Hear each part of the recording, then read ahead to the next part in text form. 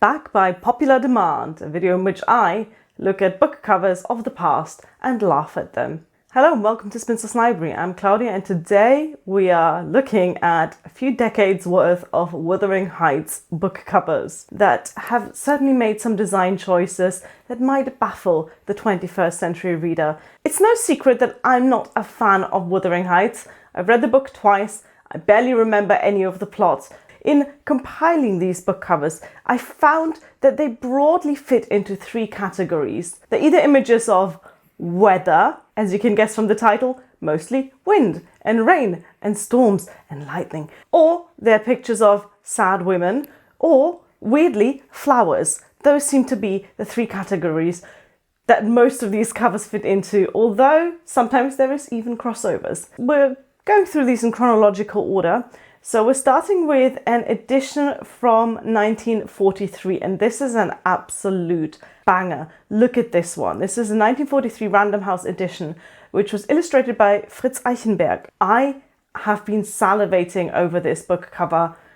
It's so good, it almost makes me want to read Wuthering Heights again. Certainly falls into the weather category. As you can see, it's a dark and stormy night and Heathcliff is leaning dramatically against a tree. I really like this. I think this is an excellent start. Moving up to 1952, we've got this pocketbook edition, which also falls into the weather category, with the main couple shown in front of a tree that's trying its best to hold up against the storm. What I love about this is how gloriously 1950s this looks. I mean, look at her hair, look at her dress. She looks like an extra from Grease. Same is true for this 1953 version. I particularly enjoy Heathcliff's 1950s rocker style hair and the pointy collar. He looks like he's just come off his motorbike. Moving on to 1959, this Signet edition is obviously in the category Sad Woman. I like that this is just a domestic scene. So you've got a woman, Catherine, inside of a house, sort of just standing in front of a little coffee table with a doily on it. And yet it's so gloomy because of its use of colour. You get a real sense of foreboding. You get the idea that while this is a domestic scene, this is clearly not a happy house. This one has to be an absolute favourite. So this edition is a 1959 Signet edition, although this image has come up again and again in later decades as well. This is just such an excellently done cover, right? It's dark. You got the bare branches of a tree in the background, which I'm pretty sure contractually have to be on every single cover of Wuthering Heights. Got a woman in the back looking to one side and ginger bloke in the front, who I'm not entirely sure who that's supposed to be, because Heathcliff is supposed to be dark-haired, if I remember correctly. There was another guy in the book, wasn't there? That was the whole thing. It was a love triangle. The Wuthering Heights fans are going to eat me alive for this. You know, out of all of the classic novels, I think Wuthering Heights has the most, how do I put this diplomatically, the most passionate fans. Anyway, I love the aesthetics of this cover. It's pulpy, but aesthetically very pleasing. It's eye-catching and dark. It's familiar, because it's got the branches of the tree and the sad-looking woman, but original. I really like this one. Definitely a favourite. This is from 1961, and I love how the two people on this look like they are from not just different decades, but straight up different centuries. Guy in the back, clearly dressed like a Regency gentleman with his very short cropped jacket, the very tight trousers, the high collar, and then the woman sitting there looks like she's come out of, I mean, to be honest, she looks very 1970s, which is incredible considering that this cover is from 1961. This 1963 edition is by Dell Books. And Dell has very quickly become one of my favourite 20th century publishers of classics. Their covers are often quite trashy, but in a good way. For example, here, the cover itself is beautiful. The way that the couple are sort of running around in this field, but then in front of them you can see the forest, so the perspective is a bit weird. Like, are they giants? I don't really know. Doesn't matter. They look gorgeous. And then Dell always thinks that that's not quite enough to sell a book, so they always add a silly little tagline like, the most haunting love story in the English language, which is a lie, but also so extra, it's so unnecessary. I adore this cover. Still in the 60s with this 1964 Signet edition. This just looks like the cover for a traditional fairy tale. This might be Sleeping Beauty or Snow White. It has a distinctive Disney vibe about it, doesn't it? This 1965 Penguin edition is very firmly in the sad woman category. I think it's quite well done. It's kind of hard to tell from this picture how much of the damage is on the cover and how much is the book that was photographed.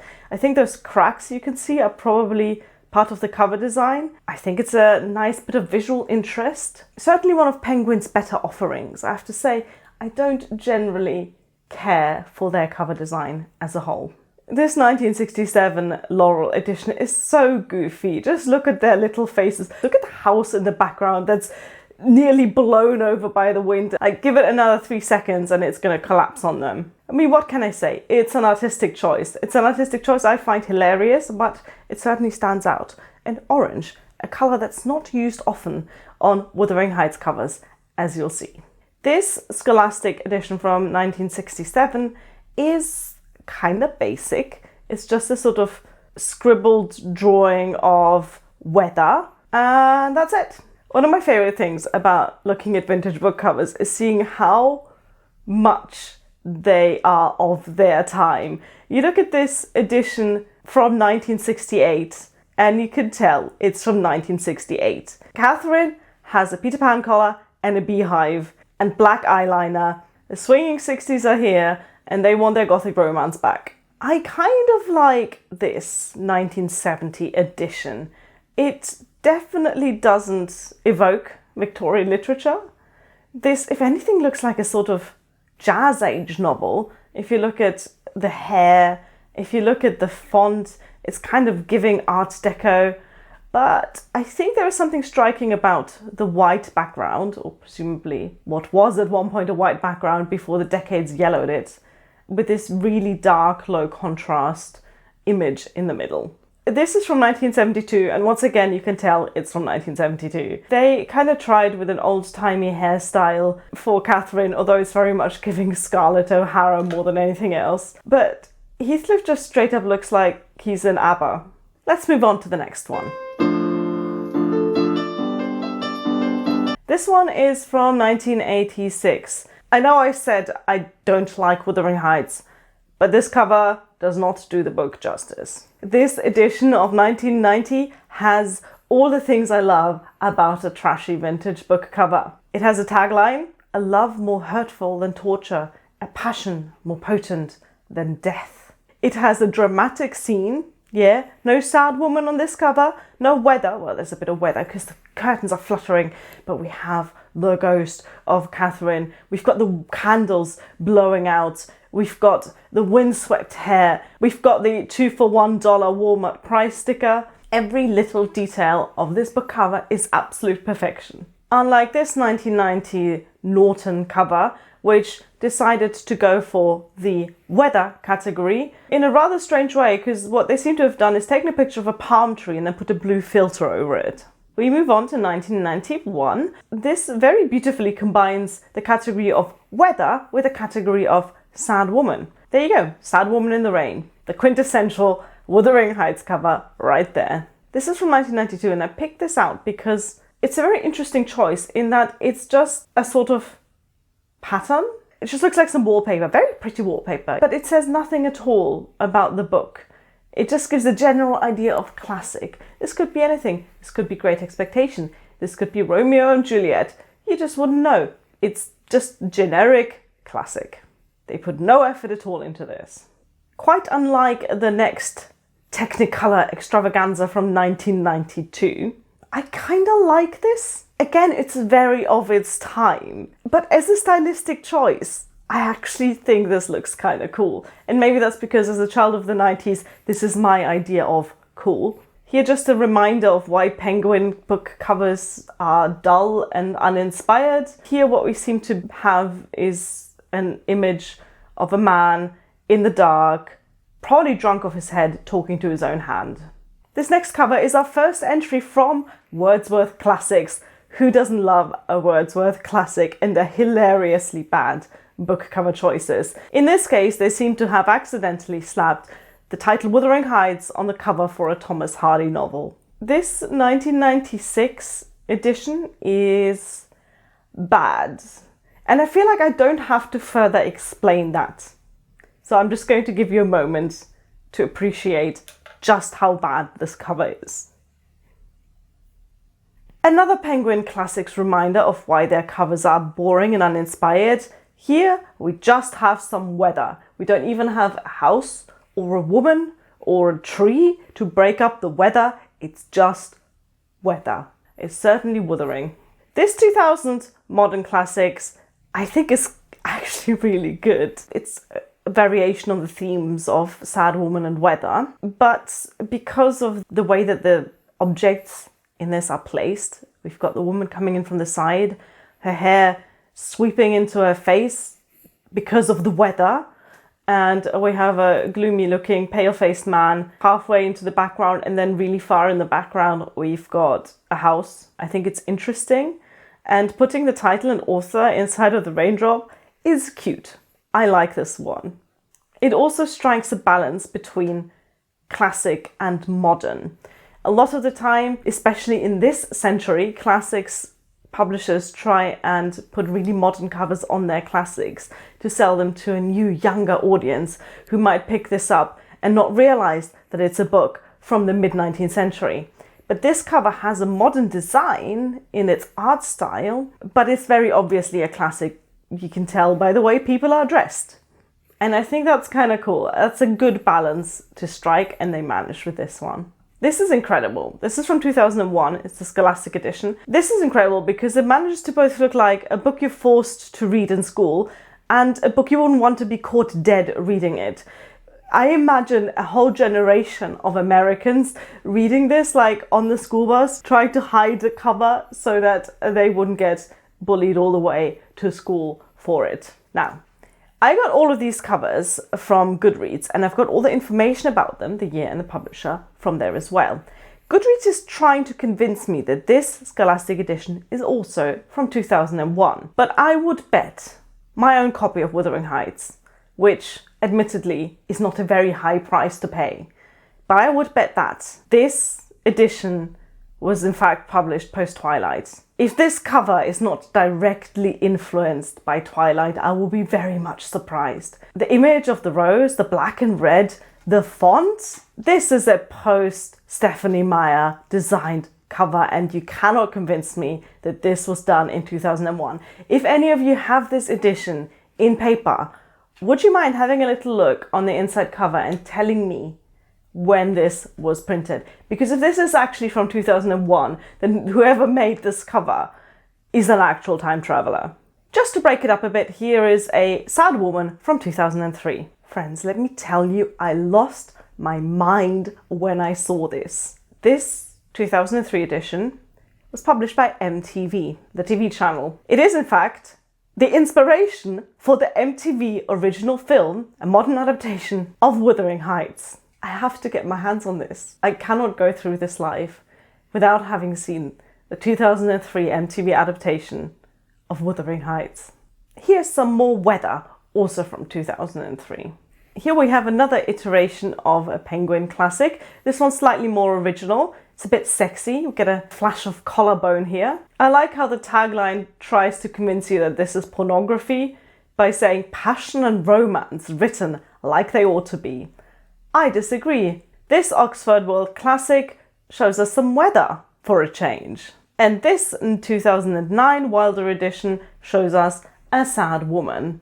This is an Oxford Children's Classics edition from 2010. I have so many questions. The first one is, do you really want children reading Wuthering Heights? I wouldn't want my child to read Wuthering Heights, though to be fair, she can't read. The other thing is, why are you marketing this as a pony novel?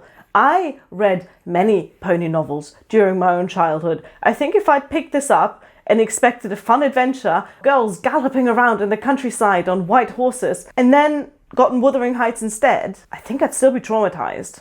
This 2011 Barnes & Noble edition is a placeholder for all of the 21st century covers of this book that just slap a very generic classics cover on.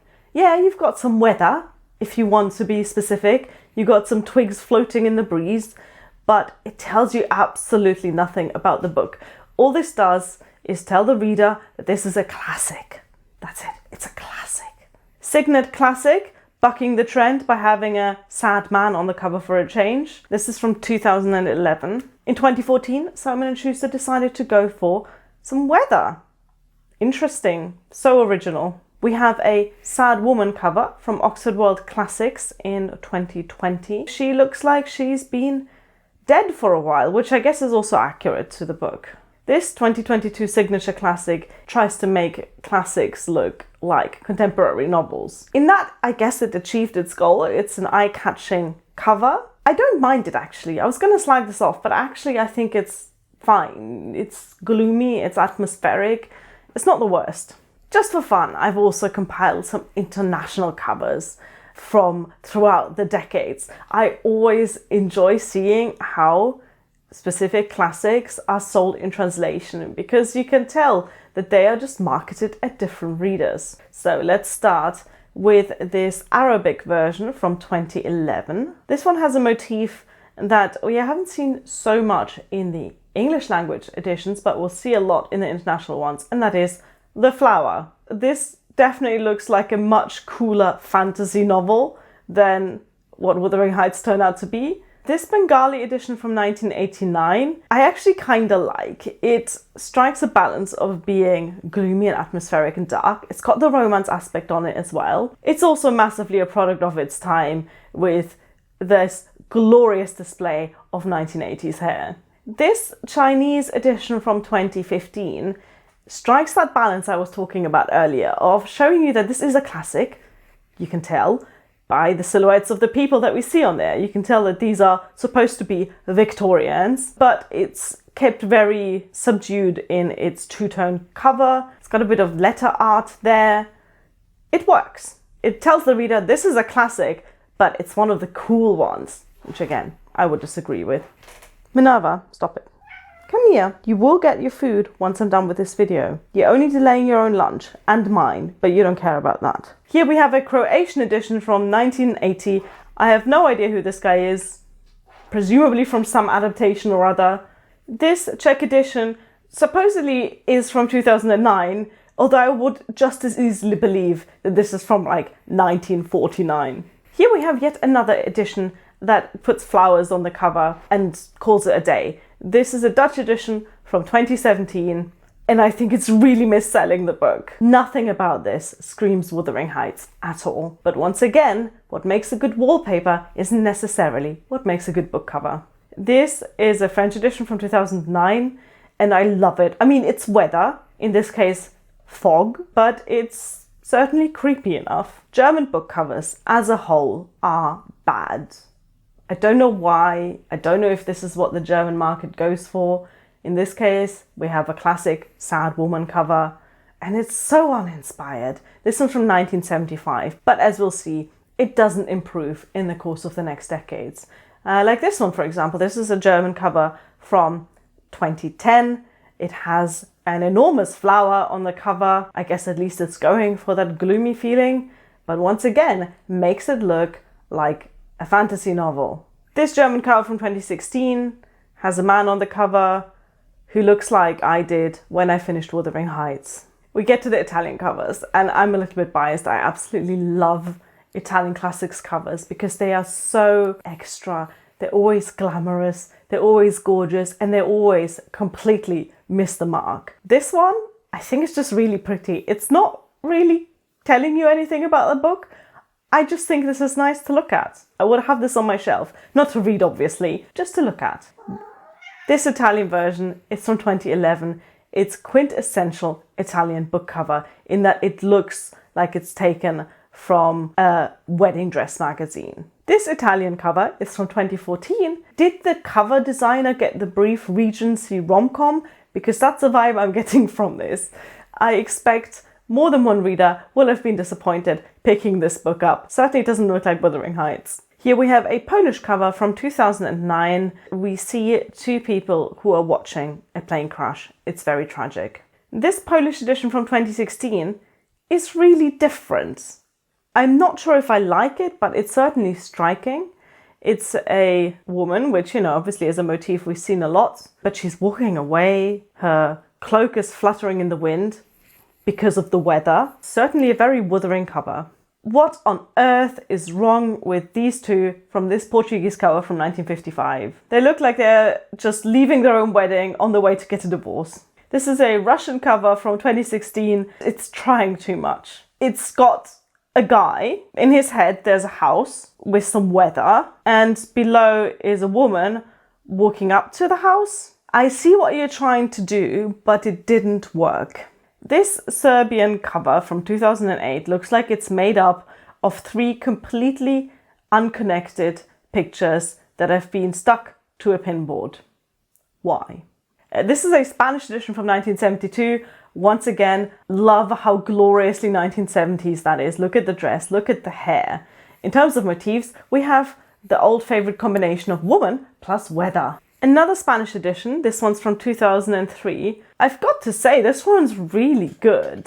You get the idea that this is a dark romance because you see a couple that don't look particularly happy and the cover is very dark. I've only talked about print book covers in this video. That's a limitation I've set myself. But I have to share this one ebook cover with you because I couldn't believe what I was looking at when I saw it. This is another Spanish edition and this is an ebook from 2011. And it just straight up has Keira Knightley and that guy from Succession from the 2005 Pride and Prejudice film on it. This is not Wuthering Heights. I don't know who the guy in the forefront is. I have face blindness, so I'm actually quite impressed with myself that I recognized the screenshot from Pride and Prejudice. If you can tell me who the guy in the foreground is, please do. Absolutely amazing. So that was a little look at Wuthering Heights covers through the decades. Let me know down below if you have any of these editions. Remember, this is all light-hearted. This is all just for fun. I really enjoy trashy vintage book covers and I hope you do as well. Check out the other videos in the playlist if you want to see me look at Dorian Gray covers, at Jane Eyre covers, and in the last video I looked at trashy book covers from my own bookshelf. Thank you for watching. Bye!